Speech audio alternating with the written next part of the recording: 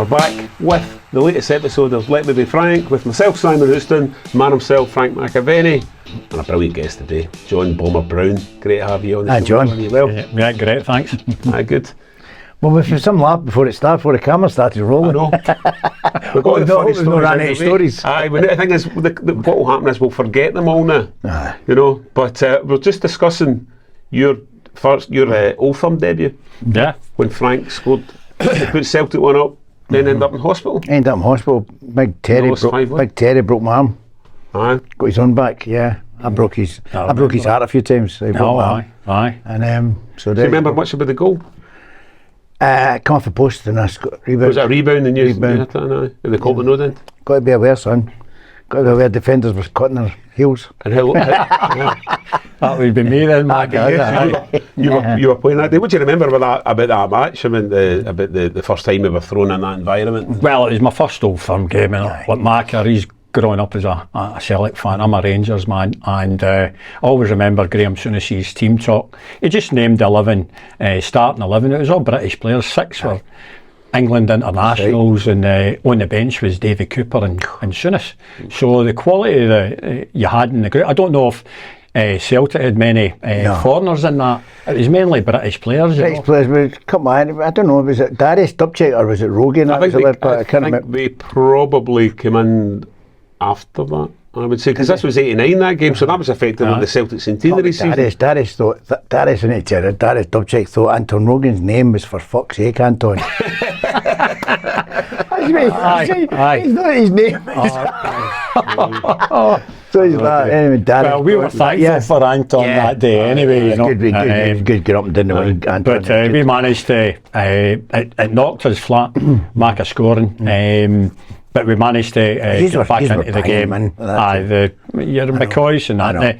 You had six Englishmen that were starters for England's national team. Another 5 were Scottish internationals, apart from me. You know, so you had that drive about. But Celtic had Roy Aitken, Paul McStay, Sam Burns, Packy Bonner, Macca. I don't know, did Big Nally play up front with you that day? No. I think he was gone. I think me and Andy Walker were it. Me and Andy, Granny was playing, me Joe Miller. So Rambo would have left that summer when they all left. A lot of them left. Brian McClare left, Murdo McLeod left, Alan McInally left, and then that was then of course Billy McNeil came in after that to try and build the team that was going to try and win the centenary season and so on. But we managed to come through that that day, and how we got 5 goals, because you're going into it and Macca will tell you, you don't enjoy the 90 minutes. It's relief to win the game, and then you can go out and have a party and enjoy it. But I don't remember any games that you got to, even at 5, we thought, if Celtic get the next goal, you know, they've got players that are deadly up front, we need to be on it, you know. So we were just relieved to win the game and then go and enjoy the weekend. You know? I got to hospital, it was 1-1 when I went off, and Celtic, nobody wanted to leave and take me to hospital. Well, you had 2 points in the bag by that time, you know. I was celebrating that. Your teammates are let you down there, Mark. Don't you think I told them? Remember who came on for you? Can't remember, no. I don't know either, in case you're asking me. No, I don't know. I was in pain. I was in a lot of pain. It was broken. But time we got to hospital, we were 4-1 down or something. I had to get my pal to come out the stand, take me to hospital. He was the only one I knew at the car. Is that right? Brilliant. So you got another connection is that you both started at St Mirren. Obviously you as the boys club. Then, and you were telling me earlier, and you had a wee kind of exchange with the great Alex Ferguson at that point as well. Yeah, because I'd signed for St Mirren. Thursday nights we used to go in, change in the away dressing room, go to the Abbotson's pitches, the grass, great pitches, and picked up a cartilage operation at 15 and was out for 4 months, and then came back. A big tournament was the Easter Craig's tournament. I don't know if you were ever involved in anything like that, but it was like all the English teams and all the top Scottish teams, and St Mirren were in and it was my first game back. John Hewitt's playing wide left for St Mirren. I'm centre mid. I managed to score a hat-trick, and at the end of the game Sir Alex said to our coach, a guy John Thompson, get the boys signed on an S form. And I heard it and I went, I signed for Hamilton the night before, and Fergie says, biggest mistake you'll make, son. And I said, and you'll turn out to be a right good manager. Although you were maybe being a wee bit sarcastic. What a stupid thing for a 15-year-old to say, was it not? And how did his managerial career start? I've no idea. Hopeless. But he always mentioned it over the years at different functions. It's hopeless. Like that, Fantastic. you know. But great memories. I love my time at St Mirren. The fact that Fergie had guys like John Hewitt in the team too, you know, and then he moved for St Mirren. I think he got the sack because we were always getting like £2 or £3 expenses, you know, which was a lot. Back then, my wage that I got as a welder was like 16 quid. So £2 or £3 when I was 15 was decent money too. And Fergie looked after all the boys. You know, they made sure that they looked after all the kids and that. And no wonder he became Britain's greatest manager. Yeah, absolutely. Right, when I went to St Mirren, it was Jim Clooney, wasn't it? He signed me. Right. He signed me and then get sacked the following morning. Aye. Signed me at night. Does that tell you something then? He'd never even seen me train. Well, he's not alone there. Aye, a good manager he was. Something else I want to ask you, because when I knew you were coming on, I said to a few of my pals, any Bobby Brown stories, and one, in fact, a mutual friend of ours, Liam Donnelly, gave Liam a wee so ask him about the time he had to go off the pitch in the middle of a game for a number 2. Do you know that story? Yeah. And then I'm going to ask if it ever happened to you. Well, it was, what happened was Jockey Scott was the manager. I was out of favour, and the game on the Wednesday, so we've trained on the Tuesday. I'm not in the squad, so I take my wife out for an Indian curry up in Carnoustie. Had a few beers, knowing that I've got a free Wednesday. I'm not travelling down to Greenock, and our centre half Jimmy Smith gets injured, and I'll get drafted in. So I'm starting the game, and Dundee are 7-1 up with 10 minutes to go, and my stomach went. I just felt as though I need to get off the park right now because I need to go to the toilet. And we'd already used the 2 subs. So referee gave me permission, went straight in. Wee Lex Richardson was in the bath with George McGeechy, big communal bath, and they're like that, you get sent off. I went, no, straight in, and just I've emptied the lot, and I'm like, thank Christ for that. So I've just thought, get the shorts up, and I took 2 rolls. I just pulled out a couple of yards of toilet paper, tucked it into my shorts, and went to the side of the pitch. And the ref says you need permission to come back on. So I get permission, and as I'm running on, Alan McGraw is on the crutches. He throws the crutches at me. And I go on, the boys are all laughing. It was a bit embarrassing for him with that score, but he never spoke to me for 3 years. And Alan McGraw is one of the great guys in football, and we laugh about it now. But do you know what? In that game, it was 2 weeks before I signed for Rangers, and Billy McNeil was up in the stand along with Graham Souness and Water. When I came off, the 3 of them headed out, and Dundee chairman at the time was Angus Cook, and he came into the dressing room and went, "You've been tapped up, what's going on?" And that was just before I signed for Rangers. But that event, that story about coming off and having to do a dump. And and by the way, you're allowed a wee swear word, and let me be frank. It's just, if that affects the flow of your stories. But you mentioned that the Billy McNeil may be interested in signing you at one point as well? Well, Jim Duffy got a bad injury, and I don't know, Matt, did you play in his benefit game? At Dens, Jim Duffy. There was a Premier League select put together. So you had Paul Sturrock, David Murray. Oh, you're talking 87. 87. Just end of 87. Masters one, and we come up with all the Scotland boys. Well, and all that, come up you had Willie Miller, Big Alec, Jim Layton, Tam Burns, Roy Aitken, Davy Cooper, and Billy was the manager of the team. We went down to there was a hotel called the El Grey down at the casino on the waterfront after it for a buffet and that, and Roy Aitken came out and said, "Big Billy wants a word," and I go over and he said, "I like what I see in you, and would you be keen to sign for Celtic?" And I just like, "You keen to sign me?" He says, "Listen, don't do anything." It was a day's name, mobile phones. He says, "Don't do anything and I'll be in touch, just give me your landline." So done that, and then the next day I just decided I never had a great relationship with Jockey Scott at the time, and I just handed in a transfer request. never heard from Billy again. And 2 weeks later, down at Morton, Billy's in the stand, Graham Souness, Walter Smith, and eventually Souness phoned me and signed for Rangers. And then after signing for Rangers, I come across Tam Burns, and I said, I says, Tam, you were there that day, Billy was talking to me, you were there with Big Roy and that. He says he's probably tapped up a dozen players and maybe not follow through in majority of them. Yeah. And that was it. And that's where I had to thank Billy after that for the 8 titles that I managed to get in the next 8 years. You signed for Rangers, but you wanted to sign for Rangers anyway, but it was a way, around it. I mean, but do you know what it did? It just flagged up to me. If Billy never approached me, I would never have put in a transfer request, and I probably never have signed for Rangers. So I had so much to thank him for doing that. I thought if somebody like Billy's looking at me as a, who else might be? Well, the thing is that you might not have done that, but I think a certain player that you upended might have had something to do with that signing, was it not? Oh, aye. Well, over the Christmas period, Boxing Day at Ibrox, half an hour to go, 1-0 down. Ian Durrant scored the goal, and Rab Douglas kicks the ball out. I go to flick it on, and Souness is right behind me. He just bang, just punches my kidney, and I couldn't move for the last half an hour. 10 days later, into January, just before I sign, 4-0 down. Terry Butcher puts a 30-yarder tap corner, and I've lost a rag. Red hair, steam coming out of the lugs, and I just remembered that bastard has went and done me at Ibrox, right, we are. And I just lost it, and I just halved him in two. And he's done, and I'm out of him, and Butcher and Roberts grabbed me by the throat. I know that feeling. And they're ready to punch my head off, and Souness jumps up and says, leave him.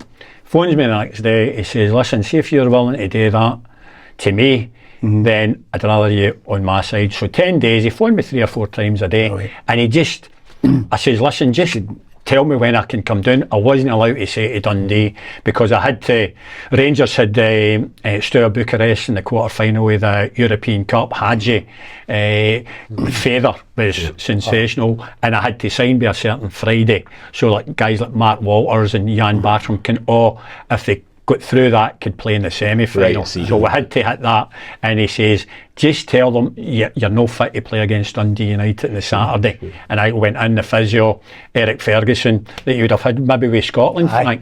And Fergie was great, and I says, listen, you need to tell the manager I'm not available for Saturday, and then hopefully get the deal through. And that's what we did. And if I get back to Big Billy, that I got to know really well. I stayed in Newton Mearns, he was there, and I have to thank him for just flagging that to give me the opportunity to play. You told us a funny story as well. You enjoyed a goal against Rangers when you played for Dundee. And one or two. And your family in the crowd watching you as well. Aye. Well, I know it's a story. Well, the hat trick I got, and Jock Wallace was the manager. McCoist is up front with Bobby Williamson. You've got Davy Cooper, Ted McMahon, Nicky Walker's a goalkeeper. And the Friday night, we never had mobile phones back then, Frank. So I phoned my dad, you come to the game tomorrow? Aye. And my dad and my brother, big Rangers men, they're supportive of me, but when it's Rangers, they want Rangers to win. He said, get us 2 tickets, but no one with the Dundee fans in the Rangers end with the 5,000 bears. I went, right. So the game goes, I score the first goal. I'll cut a long story short. And the 5,000 are singing, you dirty blah blah blah blah blah, because of the red hair. And I'm gutted. I'm going back. I'm like, I can't believe that. And then Coisey scores an equaliser, and it's Super Ali. So I get a free kick on half time, bend it round the wall, and Nicky Walker fumbles it down his back into the net, and it's 2-1 to Dundee. We're down to 10 men because Tosh McKinley's been sent off for punching Ted McMahon. For 80 minutes we were 10 men. So I'm coming off, and the 5,000 are singing, you dirty and I get in the dressing room, and Archie knocks the manager, and he gets up and he walks out as he went, get your fucking head up, get out there and win this for for Dundee. You're a Dundee player, not a Rangers fan today. And I thought, I better give myself a shake. And just then, Tosh McKinley, that's been in majority of the half, walks out, he says, come on, Bomber, don't worry about it. He says, they bees, they bastards say that to me all the time. I says, the wee difference is, you are one of them. And we go out in the second half, McCoist drills one, tap corner for 30 yards, super alley again, and I win a penalty kick. Jim Duffy's a penalty taker, and he gives me the ball, says, go and get your hat trick and catch Big Jock's eye. Convert it. Fans are singing the same. I've got the ball, I'm in the car coming back down the road, and I'm thinking, my dad and my brother, they're going mental. And I get to the house, and they're watching Bruce Forsyth's Generation game with my ball. They don't even greet me at the door. It's probably the biggest moment in my football career. They didn't say nice to see you nice. No. Aye. And I walk in, and they don't even turn round to look. And I say, Daddy, you get the tickets? My brother turns round and says, aye, we got the tickets. I say, Daddy, you hear what the 5,000 bears were singing about your boy? He's a da-da-da. And my dad says, aye, it's me and your fucking brother that started it. Honest to God. So you had to have humour in there, you know. But that was just a great feeling. And I scored 7 again. I knocked Rangers out the Scottish. Yeah. And a day that Coisty was getting told where to go by the fans at the end of the game, and for Coisty to turn that round to be the club's greatest goal scorer and a legend at the club says a hell of a lot, because the stick he took that day was outrageous, and it was only one that actually. But you know what, you've got to that. They had Derek Johnson, Davy Cooper, Bobby Russell, Robert Pritz. But Coisty the one was willing to go and miss the chances. He was always putting his cell out there, and the fans took it out on him, but he eventually won the fans don't appreciate it, but if you miss a chance, you've got to go back and get the next one. You know yourself. Thinking about it. If you start thinking about it, you'll miss the next one. And you know yourself, you need to be thick-skinned if you're playing the whole firm. With the fans, if you can't handle that, just don't put the jersey on, you know. We're going to go on and talk about was it when you signed with Rangers? Was it I met you in Toledo? It was I signed on the Friday. I think it was the 14th of January 1988, and played against Hearts on the Saturday. It was a game that Hearts fans were throwing bananas at. Mark Waters, disgrace. And we went in on the Monday, and my brother always went to nightclubs in Paisley, and he said, listen, fancy a wee night out, celebrate signing for Rangers after the game at the weekend. I went, great. I says, and I didn't know any nightclub. Toledo Junction, and I went, great, straight into Toledo Junction, and who's the first person I meet? Macca with a bottle of champagne. There you go, you big orange bastard. Welcome to the madness. Welcome to the old firm. You're lucky the current Scottish hate laws weren't in place in those days. I know. Nightclubs have charged me. So early 19, you didn't play for Celtic at this point, and you were still loyal to the Paisley nightclub scene. Of course. Well done, you. I didn't. It was a good nightclub. It was a good nightclub when I've been there. And you know what? All the years with the Celtic boys and that, I remember. We would meet for a pint. You know, if they're in a pub, we'd be going. And that's what I always say, John. You could pit that party for the minority that went on and just say, do you know what? For the 90 minutes, this is what's paying my mortgage, and I'm going to never held back. Whoever, you know, and because I remember a game against the Celtic, another old firm game. It was a drab nothing each with 10 minutes to go. Packy Borner, Charlie Nicholas, Tam Burns, Ostide, and Newton Mearns, and the McDonald's Hotel. Coisty was East Kilbride still at the time. I was Newton Mearns, so we would go to McDonald's Hotel for a beer. So if Rangers are at Hamer, Celtic are at Motherwell, we always went back, and the boys would come in and have a beer. And in this game, it was a drab nothing each, but Packy, I was playing middle of the park, and Packy was trying to hit on the counter an early throw, and I blocked it, and he's right in my face. And the Rangers fans, that's right, Bomber, you give it to that dirty son. And the Celtic fans are going, get into that dirty man, giving it the lot. And Packy was saying, who's buying the first drink when we get McDonald's? And the two of us were killing myself laughing after it, talking about it, and it's things like that. You look back. You look back at that. So as I say, we're going on to talk about your illustrious career with Rangers, but I want to talk about the match in May 1986 when you inadvertently came a bit of a Celtic hero. When they picked Hearts for the league. And of course, you played an important part in one of the Dundee goals. Yeah. a lot of people don't realise if Rangers get beat with Motherwell at Ibrox, and it was when Souness is just, I think that might have been his first game he was able to get at. If Motherwell beat Rangers and Dundee beat Hearts, Dundee were in Europe for the 4th spot. Right. Rangers needed to win it to get that 4th spot, I think it was, and a lot of people forget that. So Hearts have went 6 months undefeated. Right. They've not lost a game, and they should have been 2-0 up, but there were certain players, international players for Hearts, pulled out with a sickness bug, chance to win the league, and you would go through whatever to make sure you're on the park. Sandy Jardine played at 39, you know, and Dundee managed to, we heard the roar thinking Rangers are down, and it gave us a lift. Robert Connor put in a corner kick. I headed it onto Albert Kidd, and he converted it, and then he gets a goal no long after that. And we've all come off, the whole Hearts fans ran on, 22,000 at Dens that day. Mob, so they're coming on and they're threatening you. We were running up the tunnel, and then we found out that Rangers were no in Europe, and I was gutted. And I thought, Christ's sake.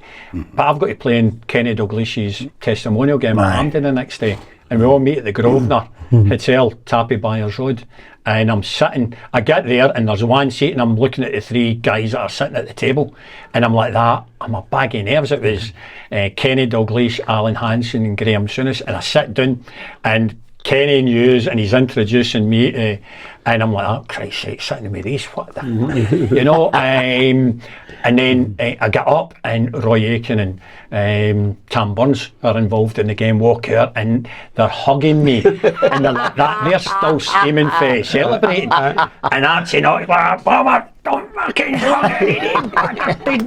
so-and-so's, you know. I was killing myself. Fantastic. And that was that weekend, you know. It was just unbelievable. And I was gutted for Hearts. The fact that we never made Europe, and half the Dundee team were Rangers supporters, half Celtic, and the Celtic guys were jubilant. The Rangers guys were like, fucking hell. Yeah, but you would never lower your standards to throw a game or that. You can't do that. You can't do that. I never think of it. But, you know, 1987, 88, you signed for Rangers. 8 glorious years, loads and loads of trophies. Well, it was the year I came. The 9 you won. I won the 8 out of 9, but when I came in, I think we're still signed for the 9th season, but we injured or did anyone win 9? That's what I was saying. Get the 9. Goffey, McCoist, I think, and Ian Ferguson. But what happened was I signed in January 88, and Terry Butcher had the broken leg, and I think that was the year Celtic did double, was it? Yeah. You played a wee part. Was that no the 88 cup? Was that the cup final? So Celtic by the time your Matt Waters, they were way beyond Rangers getting close to it in the January. So for the fall, I need to tell you this about the 89 cup final. I'll get around to it. So that was the first year, 88, 89. It started at Hamilton Douglas Park, where I started my professional, semi-professional career, and ended with a title, which was great. And in that season, the games that we were talking about, the 5-1 game, the Rangers won 5-1 and 4-1 at Ibrox. But the second game, Celtic were 3-0. I think it might have been 3-1 or 3-0. But after half an hour, it could have been 7 or 8. Celtic battered Rangers this day, and we were just hanging on, not to get a right down. And that season, we managed to win the last game at Parkhead, but we went to Hampden, and Joe Miller scored the winner. And to this day, it just rankles with me that we lost because we've had a double, and it's a big, and it's a big. You started with Big Roy and taking the throw in. Aye, and it still rankles with me, you know. Much. But do you know what? And I never mentioned to you is that with 10 minutes to go, Peter Grant taps me in the arse. Yeah, have a bit of that, son. I want to rip his head off. Following season, we won the league. Peter in the house, have a wee bit of that. 2 in a row, have a wee bit of that, son. You get a move out of there, then. But see the humour on the part, you hated it, but that was great. Sam Burns would come up to us during a game and go, Paul, you're having a great game. And then I would switch off for marking him, and he would hit you on the break. And you played midfield, done that to me. I told you, I was at St Mirren. Celtic watching him. What? Meanwhile, Fuck you. He said, go score. I fucking love you scoring. So I'm my wee boy up the park like you, ginger hair that way up the park. Packy get a ball fling to Tommy. Tommy's way down, goal. Aye. And the crowd are singing. My gaffer's like, off. I'm going, what? And the crowd was singing all that kind of stuff. I'm like, but Celtic are watching me. Fucking Celtic are watching you. We're paying your wages off. But I think that for me is once you got a feel for it, you knew that if one team's successful, the other team are going to lose their job. Of course, yeah. And that Doesn't matter how close that they was are. one thing that Walter and Graham Souness, we always had regular days out, a bit of lunch, a few beers. John. Don't do that now, nobody. But you had to do it because see the pressure of you have to win every game, and at the Old Firm you have to win every game, and if you don't, you'll no last long. And so we had a lot of lunches, and it created such a bond, and you had it with Celtic too. Well, see, when I come back, Celtic, we could run that run, but we weren't good enough to win the league and that. But I tell you what, when it came up against Rangers, see, like last week it was so going, but it was so one-sided, but. We always gave them a challenge. We went to Ibrox and won 2-1. And it was Macari says, I'll take over. He just arrived on the Thursday, so I'll take over. On Monday, let Frank Connor take it. Because he didn't think we were going to win at Ibrox. And we won 2-1. And then he took the press conference and Frank Connor got popped to the side. You know, it was not very good. I mean, do you remember that? And I was like, you horrible little guy. There was an Old Firm game. No. Well, you had to, but enjoyed until the final. There was all that, No. But that team you played in for all those years, I mean, the massive characters. But I mean, biggest of all, Gazza. Yeah, I mean, Paul Gascoigne. What was it like to? Gazza scores a hat trick against. I always remember this. Scores a hat trick against Aberdeen to win 8 in a row. And Walter said at half time, because Roy Aitken was playing with Aberdeen and he scored the first goal, 1-0 down. We know we've got to go to Kilmarnock the next Saturday to win the league. You don't want to. You need to win it on the day. And at half time, Walter, out to Gascoigne, you need to get your finger out and fucking, this is why you're here. Games like this, you need to get the job done. He scores a hat trick. We go in. Did not go and get a brandy or something? Was that Celtic? Celtic. But he gets a hat trick and we're celebrating his mum dies up in the Thornton suite after it was 4 o'clock into the Sunday morning. Coisy and Durante arranged to Steps Bar in Glassford Street. The Sunday, everybody turns up, bar Gascoigne. And then Monday morning, 5 to 10, we've not got a training facility. We own mini buses, go here, there and everywhere. And Gascoigne walks into the dressing room with waders on up to here. He's holding a fishing rod in that hand. And he's got an Asda carrier bag with fish in that hand. And Coisy shouts, "Oh, get a move on." He says, "We've got 3 and 5 minutes, you wee dirty all day Geordie Sons. Get a move on." He went, "Coisy, if you can guess how many salmon I've got in this bag, you can have both of them." And I'm sure Coisy said 3. The laughter in the dressing room. But Gazza was great. That great company. End of season, we go to Toronto, we're out on a boat. There was Dougie Donnelly, Jonathan Watson, Rangers boys. The goalie. Dougie, Rangers man, is he? The goalie, we Durante, Gascoigne, myself, Coisty, and we've got the gilly sorting out our rods, getting the bait on, and Gazza wouldn't let him go near it. He says, "I do my own bait." He says, "I just use the same bait for river fishing, sea fishing, a lot. It's the same. I catch everything." So Durante says, or the goalie says, "What bait are you using?" He went, "Licorice." He says, "What you got to catch with that?" He said, "All sorts." Oh my God! You know, he always said a line. I remember some of the boys at Tottenham were telling me he was training, and he kicked the ball out of the fence into a garden, and somebody's garden, so he's climbed there, never came back. He said, "Oh, where the fuck's Gaz?" So they carry on training. Gaz is on the following day. They're on the training pitch. He comes climbing out of the fence with a ball. Take the off. He's like, "I found that." He was just like, "What the fuck have you been?" But you know what? He was, and you know, he was a generous guy. Oh, aye, too generous. You know, he was too generous. Looked after his Aye. family, bought everybody a house. What guy with roses? Big rolls. And great lad. He's just great. Even girls in the kitchen that we had, Aye. he would find out that they've got an issue with the flat that they've bought because it's a tenement flat. But if you're an owner, it's going to hit you harder. And he'd go down the dressing room, say to the boys, but he'd want to, if it was $3,000, he'd want to give the lassie $4,000. Say, take your daughter on a wee holiday or something like that. That was the sort of guy. He was, but what a talent. He was and mental in the dressing room. Try to get the. I think the whiskey story was. I think the whiskey story might have been a cup final that's played at Celtic Park. I get told to get told to go and get a brandy, or it was he get told to go and get a drink. Is we found out for because he was shit in the first half. So in the first half, Walter's going to read the Riot Act, right, and get in at half time. Where's Gascoigne? Nobody knows. Archie, go and fucking go and get him. Wherever he is, get him. So as all the boys have went in the dressing, he's walked into the boardroom, and whatever chairman, Michael Kelly, I don't know if it was one of the Kellys, and he's pouring a whiskey it was. He says, give me a large one. And he said, and he turns around to the chairman of Celtic, he says, see, when I down this, I'll be downing you in the second half. Downed it. And it wasn't after the game that he scored and Rangers won the game 2-1, I think it might have been. And Donald Finlay came in, he says, you want to know what he said at half time?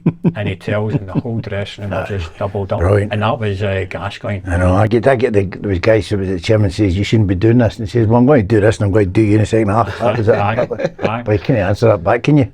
Especially when you do it. Especially when you do it. So what about now? What are you up to at the moment? Are you still involved at Rangers? I'm doing my ambassador at Rangers. A lot of affection for you there. Obviously, you back in 2012, you kind of stood up for the fans during a really difficult time. Well, I knew what was happening. I went out there to tell the fans. They were all wanting, can you prove it? I says, I'm a Rangers man. I know what's going to happen. And then they had so many seasons that they probably took 60, 70, 80 million out of the football club before Dave King and John Gilligan, Paul Murray, I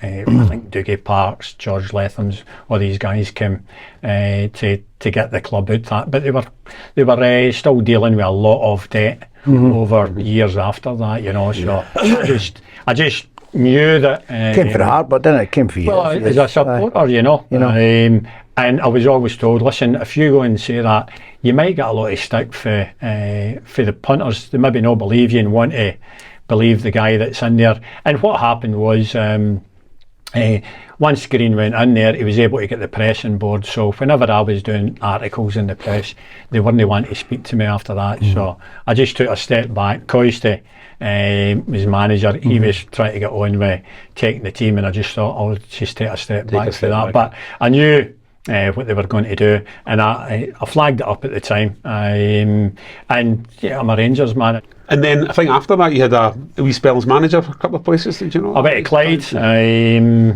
took her for Colin Henry. We managed to, at Clyde it was a tough. Did you go in there after me, Joe and Robert? Aye, that was after. It was what match that was? Well, Colin Henry was there, Macca, and I had a business guy, a big Rangers man, and he helped me out signing some players. So I brought I got George Alberts to play the last 12 weeks of the season. So basically what my mate paid for his flights and gave him 500 quid cash each week, and he stayed at one of his pals, saves any hotel costs. So that's what you were having to do. And George came over, and he'd be at a half day, he'd be in the toilet having a fag and that, but he was helping me out.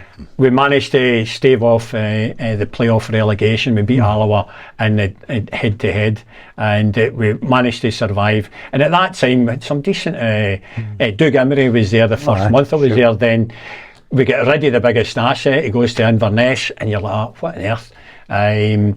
So then Alberts comes in, and he doesn't start in the playoff second leg because he never had the legs to get about, but he come off, but he'd scored goals to get us in that position and played a big part. But that's what you were having to do. And then I'd phone Walter pre-season and say, Walter, desperately need a pre-season game.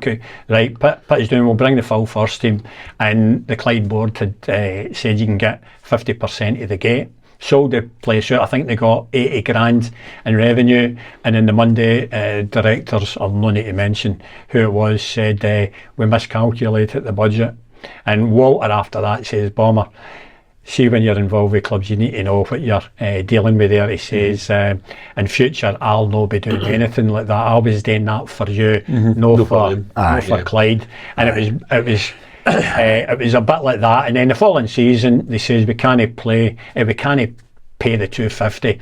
We can only give them £20 expenses. So I was at Grangemouth, the pitches out there, and boys are turning up in bikes for trials, and that's what you were dealing with, you know. So sooner or later it was going to going to turn against you, you know. So I lasted to the January, and then I brought in they'd suggested John McCormack, who's played Cowboy, played with me at Dundee, and played me at Burn as well. Cowboy, great guy, but they brought him in, and I says, listen, they're bringing you in because they're going to probably bump me shortly. So so that was it. But that's when you're in football, you know. And the highs and lows as well. When you're Dundee, memories must be really, really fond as a player, where you're absolutely hero. As a manager, was a trickier time. Well, I thought, what have I done wrong? Because Barry Wilson, was it Barry? Just I'm trying to think, the manager that left. So he was a big favourite of the fans, but I think 12 points or 15 points adrift with so many games to go. And Scott Gardner was the chief exec. He took me up. He wanted us to set up a scouting network, you know. And then they decided to get rid of Barry, the manager. And he says, listen, could you take the team to the end of the season? I says, I'll do that. In my first game, the main stand, people, sponsors and that, what is that dirty orange? So-and-so doing it this. I'm thinking I had 3.5 great years as a player there. And I managed to just say to the boys, listen, we've got 12 games to go, we're 15 points adrift. I says, but the team at second bottom that will be fighting with us for relegation is St Mirren, who just won the League Cup. And I said, well, forget the 15 points, because if we beat St Mirren twice, we've got to play them twice. It's down to 9 points. And with 10 games to go, do you think that's achievable? I said to the players, and I said, because if we get beat with St Mirren in one of the games, we don't deserve to. And we managed to get it back to about 4 points.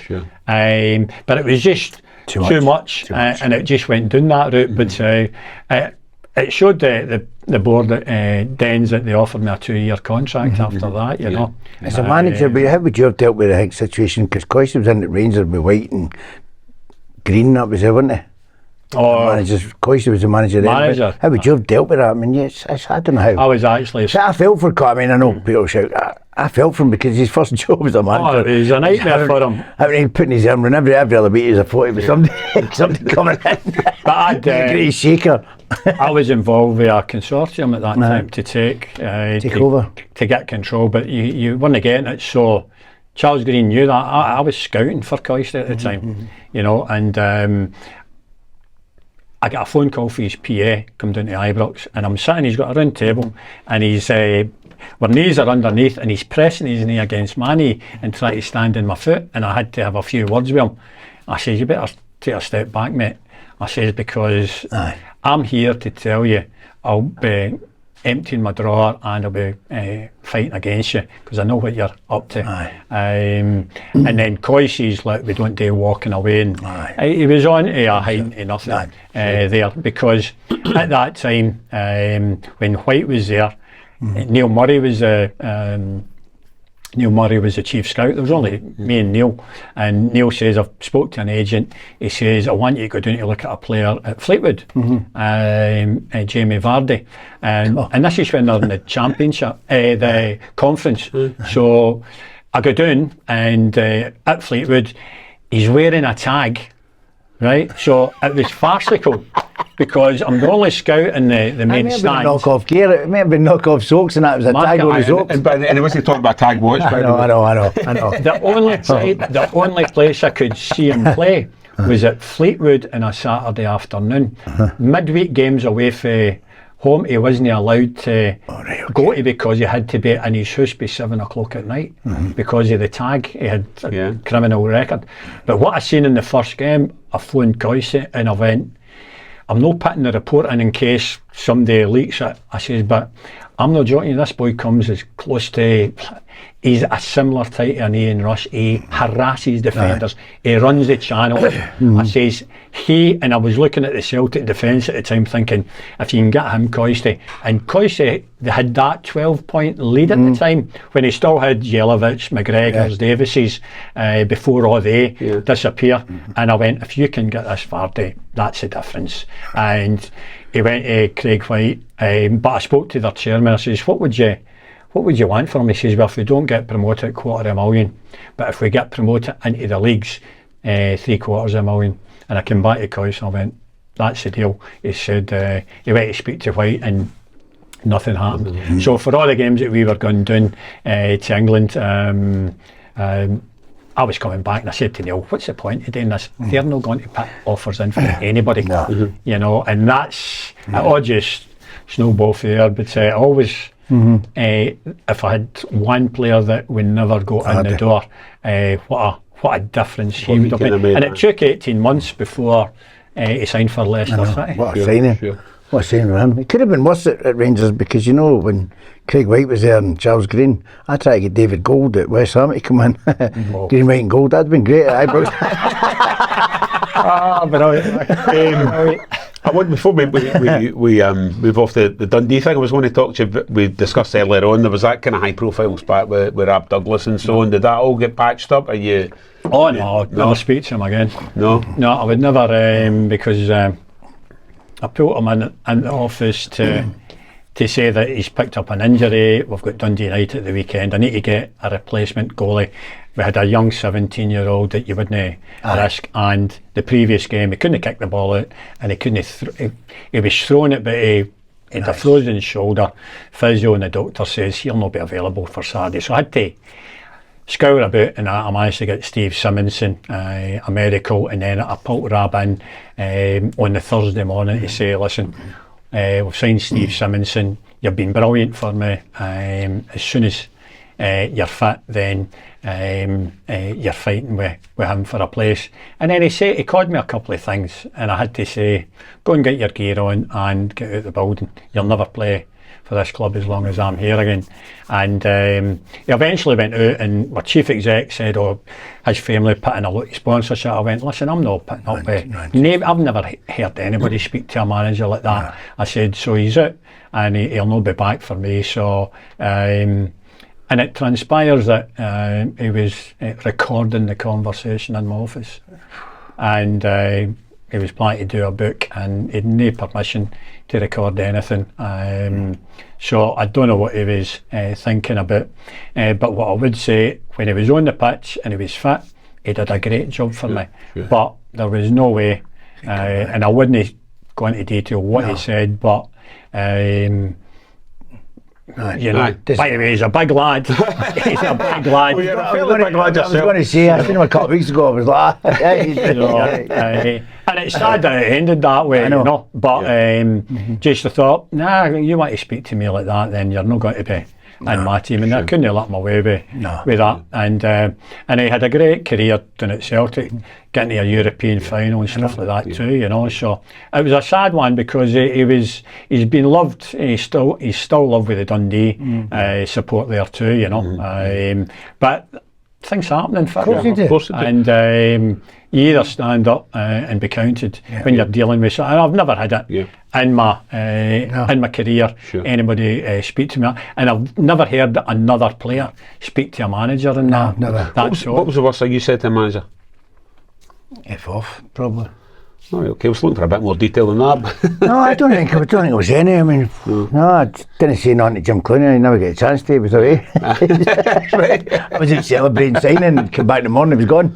So that was it. Frank, I had issues with Jockey Scott. Issues with them all. I had issues with Jockey, but Jockey was a great player, and he was a manager, and I just gave him the respect because it's a hard shift, you know, and they're under pressure too, you know. I don't think it's anything. The only one I've really disliked was Wee Lou, and I wouldn't say anything.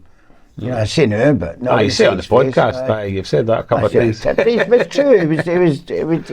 It was but it's a passionate game. You've got to be there, and you've got to be there. I just want my manager to be there. Now, before we finish, there's a topic I want to get you on before we finish, John, but just a reminder to everybody, the numbers are great. We're really thrilled at how many folk are logging on and subscribing to Let Me Be Frank. The numbers on social media are great. Keep them up, brilliant.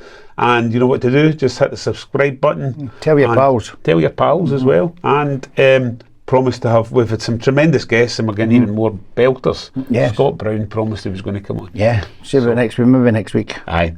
What I wanted to say about you, I mean, when people talk about some of the greatest players who were never ever capped, your name always comes up as probably one of the best. I got in one squad. Interesting.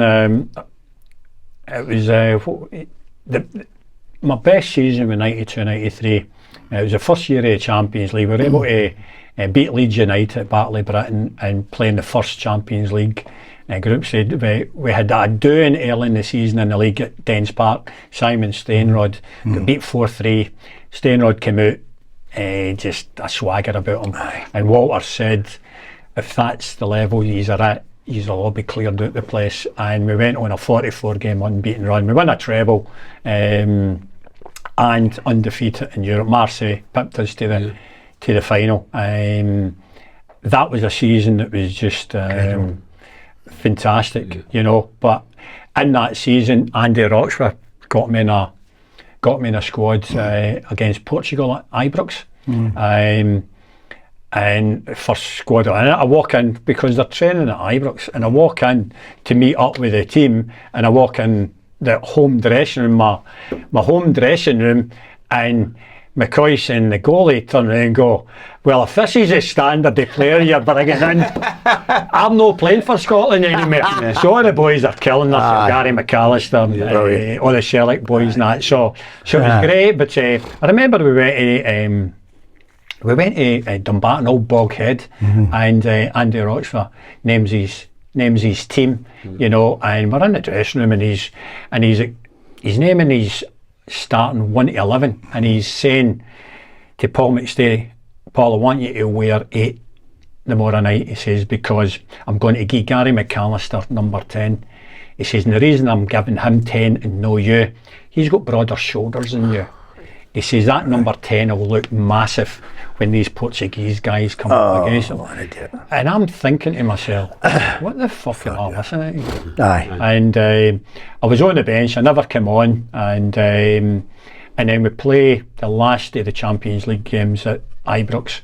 And the month before it, Scotland played a friendly against Germany at Ibrox. Duncan Ferguson makes his international debut. It's an overhead kick, hits the bar or something like that. Well, the press were saying, why is John Brown on the squad? You know, he's been outstanding in Europe for Rangers in the season. And he says he's in his 30s. So 92, I was 30-year-old. Henry Smith's 36, he's a goalkeeper. Right, so he says, I don't want to be using 30-year-old boys in friendly games. So I just took it, right, okay. I was gutted that it was a chance to play my first game if he needs us for the away game. So we draw with CSK Moscow in the last game. Marseille beat Bruges, so they're in the final, and we're going for a treble, and Archie Knox comes into the dressing room and he says, Roxburgh's in with Walter, he said, he wants to know if you're available for Portugal. And I says to Archie, just tell him to fuck off. He says, I'm not interested. If he thinks I'm too old for the Germany friendly game, I'm too old for this game. I says, I'm going with Rangers, we're going to win hopefully a treble. I says, that's my priority, somebody that wants to use us. And he went back, and then Walter came back down, because Walter never said to Archie pulled Walter aside, and Walter came back, and Walter says, what you do? I says, well, I'm loyal to you. I'll go through brick walls for you because you treat us the right way. I says, you couldn't play me against Germany. He puts it out in the press that I'm too old to play for Scotland in friendlies. I went, take a fuck to yourself. And that was it. And I never, Craig Brown took over, and I think that got back, that I never, and I played up in 96, and I was playing out my skin too, you know, but I never, when Craig Brown came in, I think they had a wee pack. Craig Brown always said to me, he said, the Scotland thing was, didn't he want too many Celtic boys, too many for the one team? He phoned me as well. I was in London, he phoned me about 6 in the morning. Aye. And I was just in. Aye. And he fucking phoned the hotel and he says, when you come for Scotland, Andy? And I said, who's this? Andy. I said, Andy who? I thought it was Andy Gorham. he says, Andy Roxburgh. I said, where are you at? When you come to Scotland, go to Saudi. Aye. And I said, many call-offs you had? He says, I said, fuck up, put the phone down. That was it. And the bit for me was... I hated it, I didn't like it. But it started, we went to World Cup. He's a good manager for kids. But I'm sharing with Souness and we're lying in the grass and what he came down and he says, this is what I'm going to tell you. He's a coach now. This is what we're going to do today. And he's got the ball. And he's keeping up and he kicked up in there and it came down. He says, and then you go that way. And he says, and then he kicked on you and then you go that way. And Souness is lying there in the grass. I'll never forget it. He says, I'm no fucking doing that. And he says, well, how not? He says, I learned how to do that when I was 7. Rogs was like, oh, brilliant. What do you do now? And see, when I said that, brilliant. I've had such a great career with Rangers, and we win the leagues every probably season. Done you a favour. And it was like probably a distraction. Aye. And just the way that he treated us with the Germany game. Aye. I thought, nah, you don't. You're only wanting me in because the pressure wants me in. Aye. Well, before we finish, one thing I must say, so fans back at Ibrox this weekend as well. Yeah. So good thing. Yeah. Aye. Well, it is. Aye. But the team, I did the Rangers TV at the weekend, and I just said it's something that Graham Souness and Walter always said. The one thing that you need to do at this football club is win. Aye. Yeah. I know. That's it. That's it. And I know. Ibrox, great, but you've got players have got to win the game. Sure. Fans never took to Hampden though, didn't they? There's a thing against No, it. but you know what, Macca? The pitch is perfect. And then get out there and win the game. Pitches are the same, they're not the same size. It's as though that you're trying to make excuses for players. I know. Bottom line is, at the Old Firm, you win games, you stay in a job. You lose games, you'll not be there for long. And that was what we were... My home debut for Rangers after 8 days, the Hearts game, and Graham Souness names 11, and he pulls me to the side and he says, Bomber, there's 50,000 in these stands. See if you turn your back on the ball when you're under pressure and no want to take the ball, I'll sell you. After 8 days. And that's the brutality of it, and you need a pair of balls. You need a big set of balls to walk into Celtic and Rangers and carry that, because it is demanded. Demand is just, but I loved it. And when you're winning, if you're that kind of character, if you're that kind of character, you love it, you thrive. If you're winning, and you were winning in Glasgow, and we were winning, and you owned the city, and it was just the best feeling you could ever have. Well, thank you. Time. This has been one of the longer ones, and it's been really brilliant. Really enjoyed. Thanks for coming on. Thanks a lot for coming on. Let's go. Some brilliant memories there. So thanks again, and we will see you again next time for the next episode of Let Me Be Frank. Cheers. Cheers, buddy. Thanks, Bomber.